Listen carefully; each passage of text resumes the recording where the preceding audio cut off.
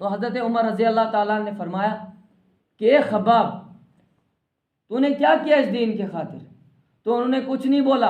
उन्होंने अपना कुर्ता ऊपर उठाया तो दिखाया कि देखो मैंने कितनी तकलीफ़ें उठाई। तो हज़रत उमर रज़ी अल्लाह ताला ने देखा कमर पे गोश्त कुछ ही नहीं है, कोई गोश्त नहीं है, सिर्फ हड्डियां हैं। तो कहा ए खब्बाब, मैंने तो आज तक ऐसी कमर देखी नहीं है।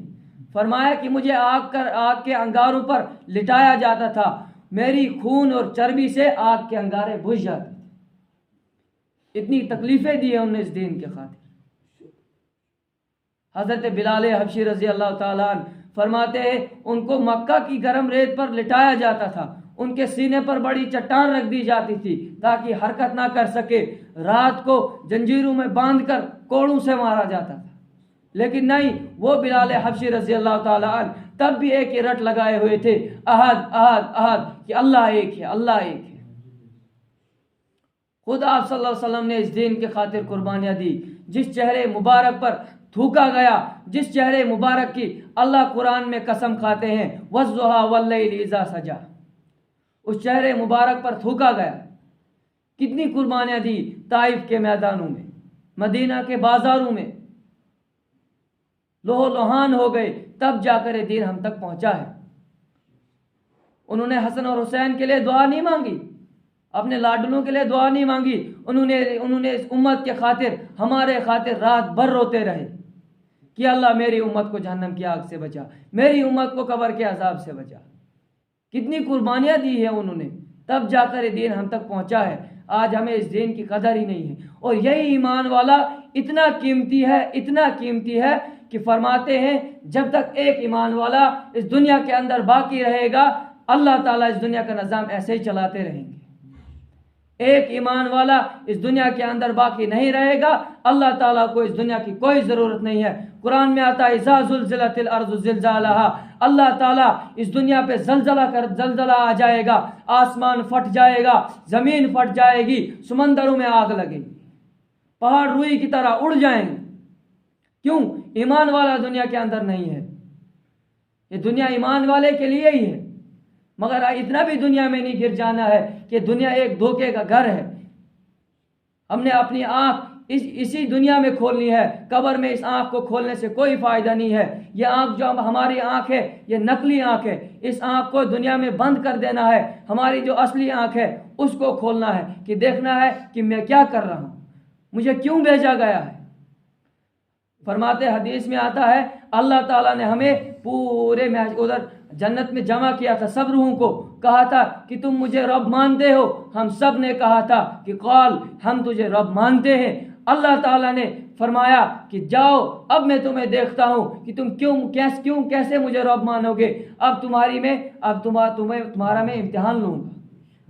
अल्लाह ताला ने हमें अब दुनिया के अंदर इम्तिहान गाह है, ये दुनिया एक इम्तिहान गाह है, दुनिया के अंदर भेजा है। जैसे स्कूल में इम्तिहान लेते हैं, वहाँ पे पास या फेल निकलने का रिजल्ट आता है, वैसे ही अल्लाह ताला ने हमें दुनिया के अंदर भेजा है। जैसे बच्चों को डेट शीट निकलती है, उस डेट शीट पर यह लिखा होता है कि हमारा पेपर कब है, उर्दू का पेपर कब है, इंग्लिश का, साइंस का, ज्योग्राफिया का, सब लिखा होता है। लेकिन नहीं, अल्लाह ताला ने वहाँ पे यह नहीं लिखा होता कि कौन सा सवाल आएगा।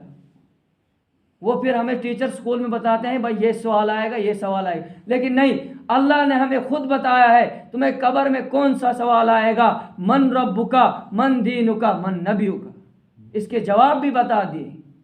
अब हमें ऐसे रट मारने से नहीं निकलेंगे, इस पे मेहनत है। मेहनत क्या करनी? मेहनत करनी है मौत से पहले पहले, इस पे मेहनत है। अगर मेहनत की होगी तो कल कब्र में फरिश्ते कहेंगे मन रब्बुका, बता तेरा रब कौन है। अगर हमने मन चाही छोड़ दी होगी, रब चाही अपनी जिंदगी में इख्तियार की होगी, तो हमारे जबान से निकलेगा मेरा रब अल्लाह है।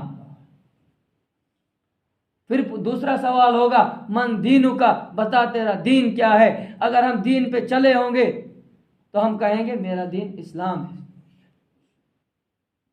फिर पूरे मदीना तक कब्र को चीरा जाएगा, फिर आप सल्लल्लाहु अलैहि वसल्लम का चेहरे मुबारक दिखाया जाएगा, फरमाएंगे बता ये कौन है। अगर हम आप सल्लल्लाहु अलैहि वसल्लम की सुन्नतों के मुताबिक चले होंगे, हम कहेंगे ये हमारे ताजदार मदीना सरवर दो आलम मोहम्मदुर रसूलुल्लाह सल्लल्लाहु अलैहि वसल्लम है।